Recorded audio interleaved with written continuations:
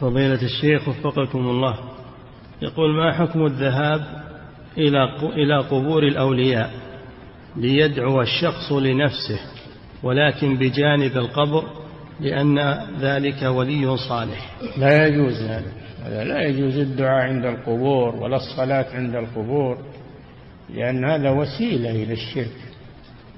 يا أخي ادعو الله في المسجد، ادعو الله في أي مكان، أو عند القبر. ما هو بالقبر محل دعاء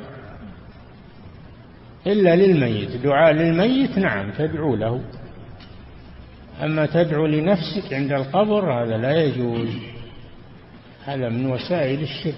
نعم.